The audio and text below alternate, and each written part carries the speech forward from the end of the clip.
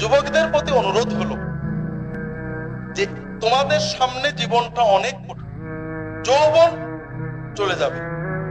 তুমি যদি যৌবনটাকে উপভোগ করতে চাও আমার কথা শোনার দরকার নেই, কিন্তু যৌবন এবং জীবন 40 পর্যন্ত নয় 90 পর্যন্ত যদি উপভোগ করতে চাও এবং জীবনের পরে সে অনন্ত জীবন উপভোগ করতে চাও, তাহলে আমার কথাটা একটু শোনো।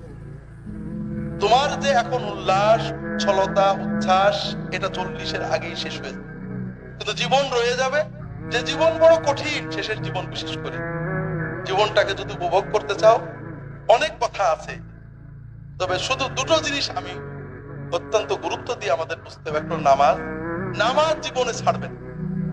তুমি গানের মাজলিস ছিলে, ক্রিকেট খেলা দেখছিলে, সিনেমা হলে ছিলে, যেখানেই থাকো না কেন, যত গোনা করো না কেন, তওবা করবে, ভালো হতে চেষ্টা করবে, শুধু নামাজ ছাড়বে না। ওই সিনেমা হল থেকে বেরিয়ে নামাজ পড়ে যাওয়া, নামাজ নামাজ যদি না জানো, শুধু ওযু করে দাঁড়িয়ে চুপ করে দাঁড়িয়ে থাকবে, তো সুবহানাল্লাহ বলবে, আল্লাহু আকবার বলবে, এতেই নামাজ হয়ে যাবে, তুমি 16 আনা সওয়াব পাবে। পাশাপাশি নামাজ শিখতে থাকবে, এই শেখাটা ত্বরান্বিত করবে।